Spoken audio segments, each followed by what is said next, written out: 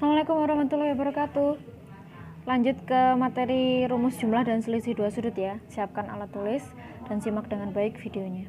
Sebelum masuk ke rumus-rumus dari penjumlahan dan selisih dua sudut untuk cos, sin, dan tangen, sebelumnya ada pertanyaan, tentukan nilai dari cos 75 derajat. 75 derajat itu nilainya kira-kira berapa nih? Bisa nggak kita menentukan tanpa menggunakan bantuan dari kalkulator? Bisa nggak kira-kira? Sebentar. Di kuadran 1 kita kan punya nilainya sudut istimewa 0 derajat, 30 derajat, berapa lagi? 45 derajat, 60 derajat, dan 90 derajat. Nah, kalau saman perhatikan 75 derajat ini bisa kita dapatkan dengan penjumlahan atau pengurangan dari sudut-sudut istimewa yang kita punya.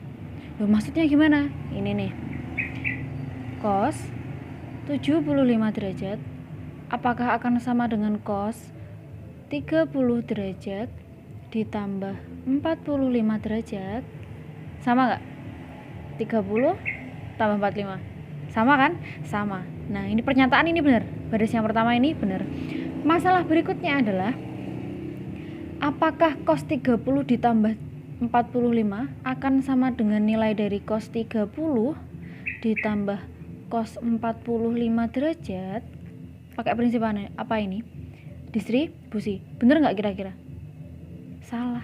Pernyataan ini tidak bernilai benar alias salah. Kalau kalian tidak percaya bisa dibuktikan dengan kalkulator. Cari nilainya cos 30, jumlahkan dengan nilainya dari cos 45 derajat. Apakah akan sama dengan nilainya cos 75 derajat? Nah, hasil yang kalian dapatkan nanti akan berbeda antara ruas kiri dan ruas kanan. Yang akan kita pelajari hari ini adalah penjabaran dari rumus yang atas ini nih. Cos 30 ditambah 45 derajat itu penjabarannya seperti apa? Yang ada di dalam kurung inilah yang disebut dengan jumlah dari dua sudut. Nah, kalau yang dimaksud dengan selisih dua sudut, misal nih cos 75-nya kalian bisa ganti dengan nilai cos 120 derajat dikurangi 45 derajat. Apakah ini sudut istimewa? Iya. Apakah ini juga sudut istimewa? Iya. Apakah akan berlaku juga cos 120 derajat dikurangi cos 45 derajat? Tentu saja tidak. Pernyataan yang atas ini yang akan kita pelajari penjabaran rumusnya. Bisa dipahami ya? Saya lanjutkan. Kita akan bahas tentang pembahasan dari rumus jumlah dan rumus selisih. Penjabaran untuk kosinusnya tuh seperti apa? Misal nih, cos 30-nya ini saya misalkan dengan sudut alfa, sedangkan 45-nya ini saya misalkan dengan sudut beta, maka cos alfa plus beta akan sama dengan cos alfa dikali cos beta dikurang dengan, ingat ya, dikurang. Kalau di sini plus, di sini kurang. Sin alfa dikali sin beta. Rumus untuk selisih cos alfa min beta adalah cos alfa dikali cos beta ditambah sin alfa sin beta. Ini adalah dua rumus dari cos, penjumlahan dan selisih dua sudut. Dari sini kita bisa kerjakan soal yang ada di atas ini nih. Contoh yang pertama tadi, cos 75 derajat sama dengan cos 30 derajat ditambah 45 derajat. Alfanya siapa? Alfanya 30, betanya 45. Berarti kalau kita jabarkan, lihat rumus yang atas. Yang atas ya, karena kita pakainya kan plus. Berarti cos 30 derajat. Kenapa 30? Loh kan alfa. Alfanya tadi kan ini. Saya beri tanda, ini alfa, ini beta. Kon. Nah, dikalikan dengan cos 45 derajat. Cos kali cos dikurangi sin alfa sin beta, berarti sin 30 derajat dikali sin 45 derajat. Sekarang kita cari nilainya. Cos 30 itu berapa? Cos 30 adalah setengah akar 3. Cos 45 setengah akar 2. Kemudian kita kurang dengan sin 30. Sin 30 itu berapa? Setengah. Sin 45 setengah akar 2. Sampai sini mudeng. Nah, kemudian berarti kita punya berapa nih hasil akhirnya? Di sini ada elemen yang sama, setengah akar 2, ya kan? Atau gini aja, dikalikan aja dulu. 1/4 akar 6 dikurangi 1/4 akar 2. Masih ingat ya rumus ini? Jadi kalau akar 3 dikali akar 2, akar 3 dikali akar 2 hasilnya adalah akar 6. Nah, ini berarti kan ada komponen yang bisa kita keluarkan nih. Berarti hasilnya adalah 1/4 akar 2 dikali akar 3 dikurang 1. Tanpa pakai kalkulator kita sudah tahu nilai dari cos 75. Oke, misal kita pakai rumus selisih. 75 kita dapat dari pengurangan antara 120 derajat dikurangi 45 derajat. Karena ini min, berarti nanti rumusnya kan jadi plus. Berarti cos alfa, alfanya 120 dikali cos beta, betanya 45 ditambah, like kene min kene tambah, like kene tambah kene min, sin 120 dikali sin 45 derajat ya. Nah, kemudian kita cek nih, cos 120 itu ada di kuadran 2. Nilainya cos di kuadran 2 itu min apa plus? Min, iya kan? Berapa nih? 120 berarti setara dengan cos 60 kan? Iya, cos 60 itu berapa? Setengah ya. Berarti ini minus setengah. Cos 45 setengah akar 2. Lanjut. Sin 120 di kuadran 2, nilainya sin positif. Sin 120 berarti akan senilai dengan sin 60. Sin 60 itu berapa? Setengah akar 3. Sin 45 setengah akar 2. Yes or no? Yes. Nah, ini berarti kita kalikan min 1/4 akar 2 ditambah 1/4 akar 6. Kalau kita jadikan lebih sederhana seperti yang tadi, berarti 1/4 akar 2. Nah, yang ini kita taruh depan, akar 3. Terus yang ini minus 1. Sama nggak? Sama. Nah, yang ada di layar monitor kalian ini adalah rumus penjumlahan dan selisih untuk sin. Jadi sin alfa ditambah beta akan sama dengan sin alfa cos beta ditambah cos alfa sin beta. Sedangkan untuk sin alfa min beta akan sama dengan sin alfa cos beta min cos alfa sin beta. Jadi tandanya itu tidak berubah. Kalau di cos tadi berubah ya. Kita lanjutkan. Ini adalah rumus untuk jumlah dan selisih dua sudut dari tangan alfa plus beta dan tangan alfa min beta. Silakan di capture boleh ya. Kita akan mencoba bentuk soal yang lain ya. Di sini diketahui nilai cos X itu sama dengan minus 35, nilai cos Y itu minus 57. X itu ada di kuadran 2 dan Y itu sudut di kuadran 3. Tentukan nilai dari sin X plus Y dan tangen X plus Y. Nah, ini kan berarti tinggal kita masukkan ke rumus tadi ya. Tapi kan kita harus tahu dulu nilai dari sin Y, sin X, cos X dan cos Y. Nah, caranya gimana? Yuk kita kembali ke masa lalu di kelas 10. Kalian pernah dapat ini kan? Segitiga siku-siku. Kalau diketahui nilai cos X nya minus 35, sin cos tan, masih ingat? Sin itu demi, cos itu sami, tangen itu desa, ya enggak? Min 3/5 cos X sama dengan min 3/5, berarti kan segitiganya yang ini nih, ya kan? Nah, 3/5 sama abaikan dulu minus ini kan kita dapatkan karena dia adanya di kuadran 2. Jadi sudut X ada di kuadran 2. Jadi kita fokus ke angkanya aja dulu, menentukan min sama positifnya nanti di akhir, seperti itu ya.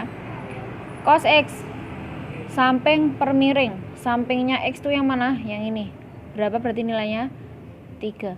Miringnya adalah 5. Masih ingat triple Pythagoras? Kalau di sini 3, di sini 5, di sini berarti osteosmastis dapat 4.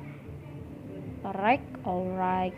Nah, selanjutnya cos Y sama dengan minus 15 per 7. Sama seperti tadi, minusnya ini diabaikan dulu.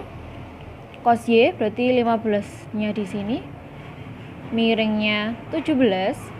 Berarti sisi depannya adalah triple 8 ya. Kalau nggak hafal gimana? Yo pakai Pythagoras biasa. Berarti ini sama dengan 17 kuadrat dikurangi 15 kuadrat. Nah, nanti sampean lanjutkan pasti dapatnya 8. Seperti itu ya. Oke, dari sini kita tentukan nilai dari apa? Ini kan cos X ada. Berarti yang belum ada nilainya siapa? Nilainya sinus X. Yang ini yang belum ada nilainya sin Y. Ya kan? Nilainya sin X sama sin Y kita cari dulu. Sin X-nya berapa nih? Demi, berarti 4 per 5. 4 per 5. Kemudian ingat dia tadi ada di kuadran 2. Nilainya sin di kuadran 2 adalah positif. Kemudian sin Y. Sin Y berarti yang kita dapat demi, depan per miring. 8 per 17. Sama seperti tadi. Kalau ada di kuadran 3, Y ada di kuadran berapa nih? Kuadran 3. Sin di kuadran 3 itu plus apa min? Demi. Kita cek kembali. Y tadi ada di kuadran 3. Nilai Y di kuadran 3 yang nilainya positif itu kan hanya tangan ya. Berarti nilainya sin di sini harus negatif. Tanda ini jangan sampai terlewat. Oke. Kita sekarang tentukan nilai dari tangan X sama tangan Y untuk bisa menyelesaikan soal yang B. Ya kan? Tangan X tadi di kuadran 2 kan? Berarti nilainya pasti negatif. Negatif berapa? Desa, depan per samping. Depannya 4, sampingnya 3. Berarti minus 4 per 3. Tangan Y tadi ada di kuadran 3. Kalau di kuadran 3 berarti nilainya tangan adalah positif. Berarti nilainya adalah 8 per 15. Nah, sekarang kita akan cari nilai dari sin X plus Y. Masih ingat tadi penjabarannya untuk sin penjumlahan dua sudut? Masih ya? Sin apa? Sin cos, kosin. Berarti sin X cos Y. Kalau di sini plus, tandanya di sini juga tetap plus. Lain halnya dengan cos tadi. Sin cos, kosin, cos X, sin Y. Sudah? Belum. Sin X-nya kita punya 4 per 5. Cos Y kita punya di soal tadi cos Y. Nah ini minus 15 per 7. Minus 15 per 17 ditambah cos X tadi di sini ya, kita punya 3 per 5 dikali sin Y nya ini berarti min 8 per 17. Cos X nya tadi minus cos di kuadran 2 kan. Nah, kemudian kita selesaikan seperti biasa. Ini kan pecahan ya, di jumlah. Berarti kan kita kalikan dulu. Yang ini piro kira 85 ya. Plus kali min berarti 60. Ditambah min kali min plus penyebutnya sama nih. Yang atas 24. Ya. Oke, lanjut. Minus 60 ditambah 24 berarti 36 ya.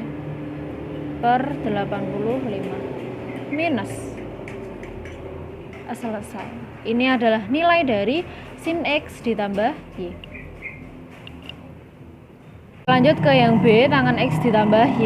Masih ingat penjabarannya? Masih, insya Allah. tangen X. Nah, yang atas ini kalian jumlahkan. Tangen X, kalau di sini plus, di sini juga plus. Tangen X ditambah tangen Y dibagi dengan 1 minus. Kan kene plus, kene min. Kalau di sini min, berarti di sini pasti plus. Tandanya berlawanan. Nah, ini bukan lagi dijumlah tapi dikalikan. Siapa yang dikalikan? Tangen X dikali tangen Y. Nah, sekarang kita tinggal masukkan nilainya tadi. Tangen X tadi yang kita dapatkan adalah minus 4/3. Kemudian tangen Y nya yang kita dapat adalah 8/15 per 1 min, berarti ini min 4/3 dikali 8/15. Nah, kita lanjutkan sekarang cari nilainya. Anak SMA tuh biasanya kalau ketemu gini lancar ya. Lancar apa bingung? Cara menyelesaikannya gimana? Yang atas dulu nih, ini kan penjumlahan, iya toh? Karena ini pecahan berarti samakan dulu penyebutnya. 3 sama 15, berarti di sini 15. 4-nya jadi berapa? 4-nya jadi 20. Di sini min ya, jangan lupa. Tak panjang ini langsung ditambah 8. Pon.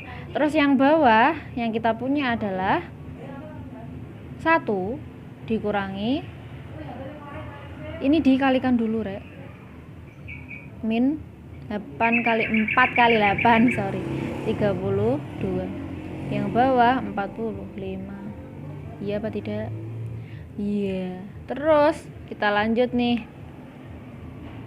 Yang atas min 20 ditambah 8 berarti minus 12/15. Iya kan? Nah, kemudian dikurangi dengan, ini kan 1 ditambah 32/45. Kenapa tambah? Min ketemu min. Berarti kan ini podo karo 45/45. Jadi 1 di sini akan sama dengan 45/45. Ya enggak? Berarti 45 ditambah 32 berapa? 77. Oh, ini langsung aja rek, cepet. Kenapa ini saya kali? Loh kan ini dibagi rek, berarti kan akan sama dengan perkalian berbalik toh. Tadi penyebutnya yang kita dapat berapa? Penyebut, pembilangnya 77 kan, berarti taruh di penyebut. Pembilangnya berapa? Penyebutnya berapa? 45. Belibet rek. Nah, di sini 3. Berarti hasilnya adalah minus 36/77. Selesai. Bisa ya? Pelan-pelan aja. Semoga penjelasannya bisa kalian pahami dengan baik. Saya akhiri. Wassalamualaikum warahmatullahi wabarakatuh.